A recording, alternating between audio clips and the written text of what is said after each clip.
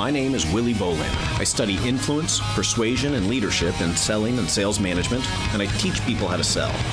In this podcast, we'll talk to some of the world's top sales leaders and see what we can learn from them. Welcome to the Sales Lab. This episode is brought to you by Rainmakers. But here's the thing, it's not the word Rainmakers. It's the word Rainmakers with no vowels. R-N-M-K-R-S. Rainmakers. How will artificial intelligence change the future of sales? Will it help us do more, replace us? Join Rainmakers virtual sales competition to see AI in action, helping thousands of students get massive role-play practice and feedback on a bias-free level playing field, and it's free. To join the movement, go to rainmakers.org. Again, that's R-N-M-K-R-S, rainmakers with no vowels.org. Hey, this is part 2 of our conversation, our 3-part conversation with Lee Sellers. Lee is the Director of Sales, Development, and Recruiting at Citrix. And in the portion of the conversation we'll hear right now, we're going to talk about a number of things, actually. First, sales as a transfer of enthusiasm, a little bit about Lee's career path, the importance of intellectual sales training, role-playing, what I might call sales process training rather than just product training. And we will talk a little bit about the importance of some level of informality when you're trying to deal with customers. Thanks. Hope you get something out of it.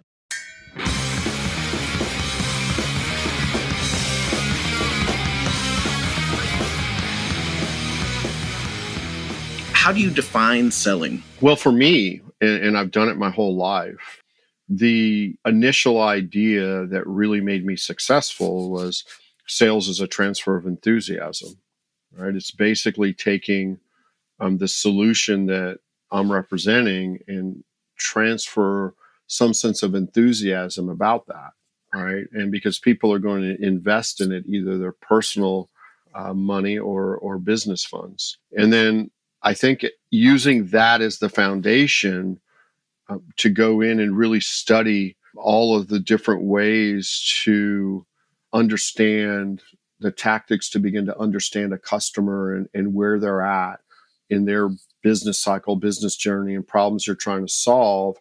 And then how do you marry those with the solutions that you provide? But to me, it's always been that transfer of enthusiasm so that once that happens and a customer feels that, then everybody pays attention. Most of the time, I think we don't get our message across because even in person, people are not paying attention and therefore they're not giving you the information you need to solve their problem. So that's always served me well. It's a little bit esoteric, I think, until you kind of get into it and it begins to resonate for you as a salesperson and you see the effect on customers. And then all the tactics along the way. You know, we use a 5-step method to prospecting. We use social selling when it comes to email and video prospecting. We do discovery agreements and sales. We have a sales stage-based selling. We have a complex solution. So there's, 6 stages that you go through. But all of those are, that tactical thing that has to start with a customer feeling your enthusiasm that you can solve their problem. Yeah, I like that. I think that's different than some of the other responses I've gotten. Now, you mentioned that you've always been in sales. Is that you were born desperate to work in sales, or what was your trajectory to get here? Yeah, my first job out of high school before I went to college, I took the proverbial gap year, but I had met a company, and it was actually a beer distributor that I worked at a place and I got to know them and I knew I could make money and still go to school. And the way I got into sales, and it's funny how you don't think about these really impactful things, but I found out salespeople made almost twice as much as the people delivering. And so I decided, well, I want to do that job. And so I worked really hard and I got the job, and I was in Texas and I worked for a guy named Tex Burrows. He was 6'8". That's why they called him the Big Tex, right? And I was kind of winging it, right? I was young. I was probably 22. I was working really hard to get things done, but I don't necessarily think I was a salesperson. And what Tex did is I had a company car, and one day he had me drop my company car off, and he took out the radio, right? And I didn't have a radio, and he put in a CD player, right? And I'm like, all right, what's this for? And then I go into his office, and he gives me a tape deck, a series or a library of Brian Tracy sales tapes and or sales CDs. And he says, I need you to listen to these every day. And then when we have our weekly one-on-ones, we will talk about it. And, Tex at that time was probably in his mid 40s, and I'm in my 20s. I'm by far the youngest salesperson. And that's where it started. I just listened all day long to Brian Tracy, and then I would take notes, and I was scared to death of Tex. And so I would, we'd have our one-on-ones. We talk a little bit about the sales part and a lot about Brian Tracy. And he turned me into a salesperson. And years later, I worked for Dell, and I was a director at Dell in Austin. And I had lunch with Tex, and it was probably almost 15 years after I left the company that he was running. And I told him the story, and he didn't really remember it, right? I was like, that was like so profound to me. And it was kind of like, hey, I was just doing my job type of thing. And I think we forget as sales leaders that, it doesn't have to be this great mentorship all the time. Just by doing our job, we can have those effect on people. And it's probably what I think about a lot when I'm doing what I do right now. And from then on, I've sold and I've been fairly good at it. Yeah, that's interesting. I mean, the things that the person in the leader role can view as mundane or simplistic, or everybody knows this because I know this. But if you're talking to a new employee, a brand new salesperson, sometimes you don't know what they don't know, and even something that seems very obvious can kind of strike a chord in them and change the way they perceive this whole thing. I mean, even something as simple as, and we see this a lot with students first coming into a sales class who, their only experience has been Best Buy or a used car lot or something like that, right?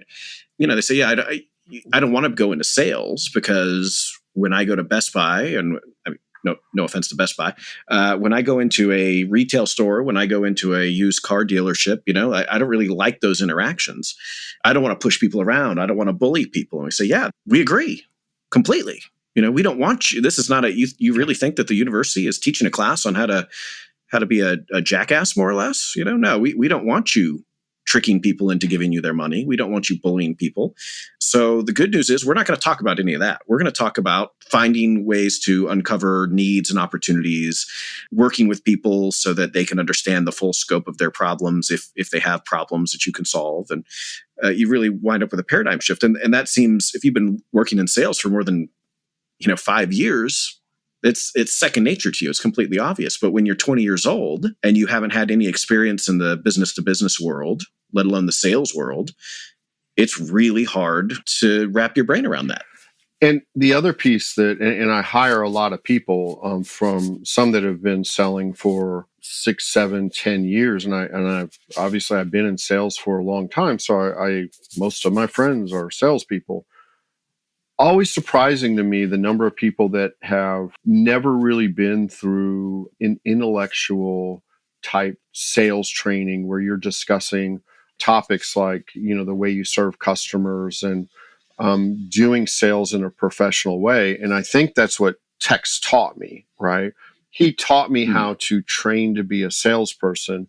And years later, when I started with Dell, it was pretty easy for me to go through their sales training because I had trained to be a salesperson. And I think what I see with the programs that Florida State and other universities run and why I recruit so heavily from them is they know how to train to be a salesperson, and they have the tools. And so when we say we're going to role play this specific thing, we don't have to teach them to role play.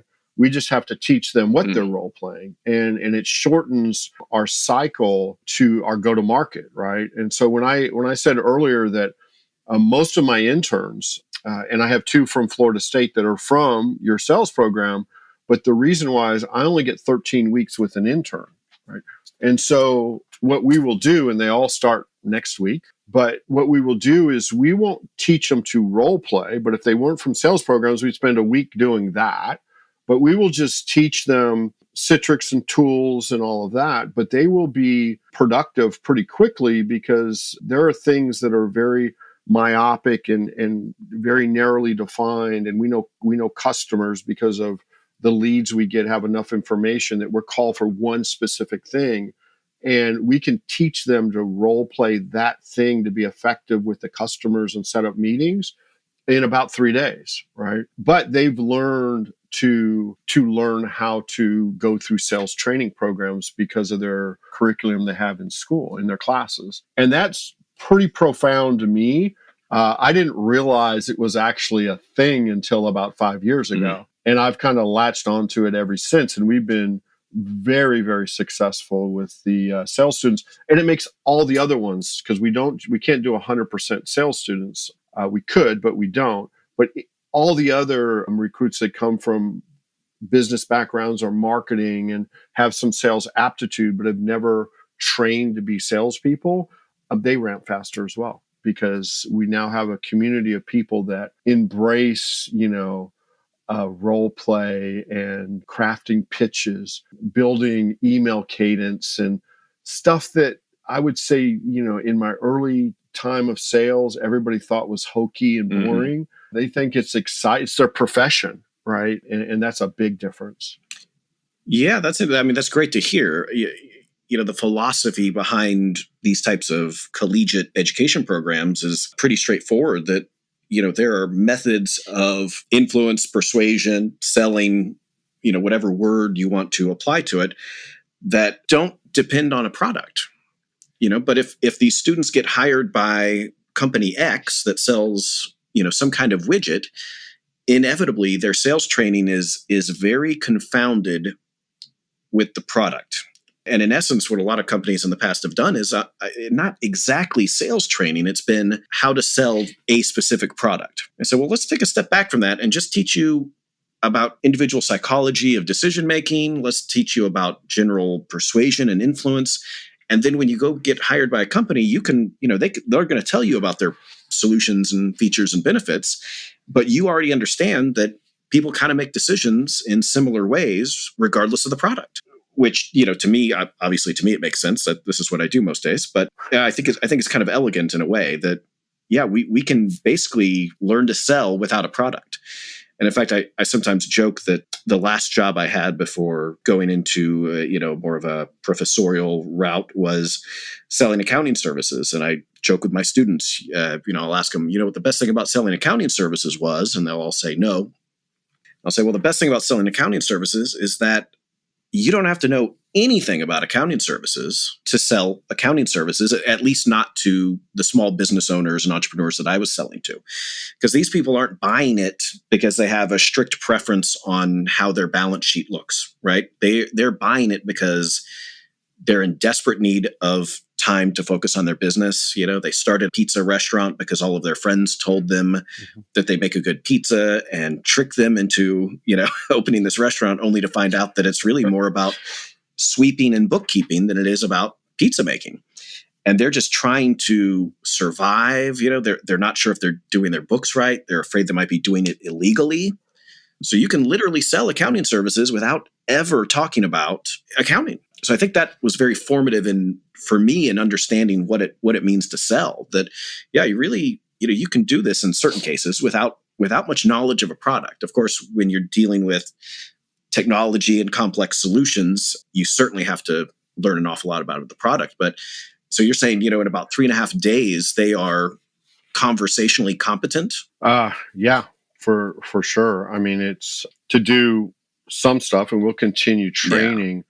But even in technology, I think once you're trained to be a salesperson, you're so much better for the customer, because you can be patient as you take them through the process. And your kind of analogy to Best Buy or other salespeople who just try to go in and close the deal without anything in between, or salespeople that are so impatient that they're trying to rush things through. What I find the best salespeople do is they are very conversational with the customer. They're not in a hurry, right? I mean, obviously, we all want to shorten sales cycles and get to the close, right? That's our job. But if you've studied sales and if you've done it for long enough, you know that that's going to happen. And if you rush it, you may get right into the brink of closing a deal. And then all the stuff you should have talked about comes up in a more stressful situation, and you can't address it because now instead of being in a form of conversations, it's all the objections, right? Because you haven't vetted it out. You know, one of the things it's kind of this unintended consequence is that more than ever, we actually get a lot of our best ideas from our new hires as they go through training. Because instead of trying to figure out how to role play, they know how to role play. They've done it, right? They probably have done more role play for a sales competition than they will for work. Like we can't have them role play as much as they do for a sales competition. But because of that, and they're not struggling with the process of sales, they come up with some great ideas, right? And they're not afraid to show those and explore those ideas because that's kind of what they did and what I've observed they did to try to win a sales competition is they're trying to come up with the correct qualification or discovery agreement or role play scenario that is different than everybody else or unique enough so that they can move to the next round or they can win a competition. And I don't even think they know that they take the same thing in with their career and they have these really great ideas because they're still in that mode of, hey, what about doing it this way? And then when you couple that with, I have very experienced managers with managers who've done a whole lot of stuff and that are open-minded to take those ideas. I think that's one of the reasons we've been really successful over the last couple of years is the kind of joining of these fresh new ideas that come from a knowledge base of sales because they studied it in school, and then a lot of tried and true, hey, I've done things, I've been successful, I know what I'm doing, I know how to run a cold calling campaign, and you put those two together and they come up with, I get to be the observer of, that joining of the two different ways of looking at things. And they impress me all the time. I almost can do a stay out of the way and allow them to come up with programs and ideas. And I just find ways to get them the resources to execute on what they come up with. Yeah, that's it. I had not really thought about that previously, but it's certainly the case that in some of these competitions, the mere demonstration of competence is not sufficient to be successful, right? That you really do have to try to think of a unique approach, a way that's going to differentiate you. And yeah, in essence, that breeds kind of a certain sense of scrappiness, problem solving, or even kind of an entrepreneurial orientation on the world that we can actively change things and try to improve them. Could I ask you, and maybe it's difficult to think of something, so maybe this is a bad question, but can you think of any specific examples of these kind of novel ideas that have come out of the newer employees? Sure. I think that, and some of them are a little subtle, but they have large impact, right? And so we have one gentleman, he's from Oklahoma State, and he went through sales classes, but we have a automated way to do cadences to call customers so that we stay like 11 touches in 20 days, either a phone call or an email. And in thinking about what we did, we either have phone heavy cadences, so you call more than you email, or we have email heavy cadences, so you email more than you call, right?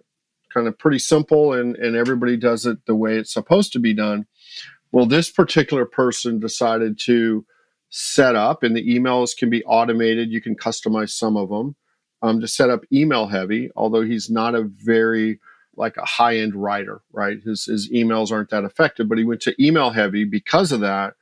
And then he simply calls behind it, right? And just by thinking of, hey, I know I'm not good at writing emails that are super effective, but I'm great on the phones. So I'll do this email heavy. And then I will call every time there's an email to see if I can get someone online. And he like tripled his output instantly, right? I Oh, think wow. subject lines are an interesting thing. When you're 23 years old, you can get away with a subject line that's easy peasy. I mean, we're doing technical stuff that is very important to customers, but we got to get them to not ignore emails. And if I'm a 15-year sales veteran, I can't really send that email out. But if I'm 23 years old, I can. And if it's an issue, then we can say, well, they're new to the company, but they get huge response from the subject lines that they come up with. Very similar to what you see. I've seen in sales competitions that somebody set up the role play almost like a Monopoly game and going around a board. And that particular student made it to the final round based on that one thing, right? But it's just two. One is we'd been doing the sales cadence plugin for Salesforce for a while, and this one person thought of a way to twist it a little bit and get huge results. And then just the study of subject lines. Most of our students are in their 20s. They grew up communicating, through text messaging, Instagram, email, and they do a great job on subject lines to get people to answer their emails. Yeah, that's interesting because a certain level of informality is probably pretty effective. I remember this is probably still going on in plenty of training programs, but this idea that, even when you're cold calling, you should, and this is in textbooks, and it's so wrong. And so many people think it's right, that you should clearly state exactly who you are and then clearly lead in with a value proposition. And then, there's these steps and you should be very energetic and enthusiastic. And some of that's true, but there's even a tone of voice that you adopt when you try to follow that type of procedure that immediately makes people not want to talk to you, right? When you call and you're a little too excited, it's like, oh, I know who this is. This is the 22-year-old that just got hired in the sales job that doesn't know what they're doing. Yep. And thinks that by overwhelming me with their excitement that I'm going to want to buy from them when it has the exact opposite effect, right? When I get that type of phone call 30 times a day, you know what I mean? Before you're done saying hi, I know what you're up to and I don't want to talk to you. Yep. So different approaches required, right? We actually teach exactly the opposite of the textbook, and it's really my managers that enlightened me on this and did a great job teaching it. Is one of the managers in his original training, one of the things he does not allow our salespeople to say is, let's circle back around next week and blah blah blah, right? And his point is that's not how we talk to each other. So what we want to really do is roll back and be more authentic with the customers and stop trying to be, we're a large company, $3.5 billion, and stop trying to be super corporate and be a bit more authentic and kind of relate to customers a little bit more. And so when we listen to phone calls, we actually try to get them to do less of the formalized thing until it's necessary, right? When you're talking about cost and you're talking about the, exactly what things are going to do. But everything else is, we find the ones that are able to roll back a little bit and be more natural do extremely well. And the ones that are way too formalized, like you said, that's what they hear all the time. And I steal that from my managers because I've seen them in training doing it, and I've seen them coaching on calls and really going in and these real kind of spiffy business-like catchphrases. They don't allow the reps to use them. It's like talk like you're talking to your parents or you're talking to a friend, because that's what customers want. They want your authentic self, not some salesperson coming in trying to hit a metric. Well, and we tend to do business with people who we view as at least somewhat equal. And we don't talk to equals in an overly formal way. We can say dude, we can use jargon and slang, within some limits. We're going to stop it right there for now. Please dive into the next episode of the Sales Lab to hear the conclusion of this interview. And by the way, if you like what you hear, be sure to subscribe and to rate this podcast on whatever app you use to listen. Also, share this with your colleagues and friends, and let's continue to have a deeper discussion on all things related to selling and sales leadership. See you next time in the Sales Lab.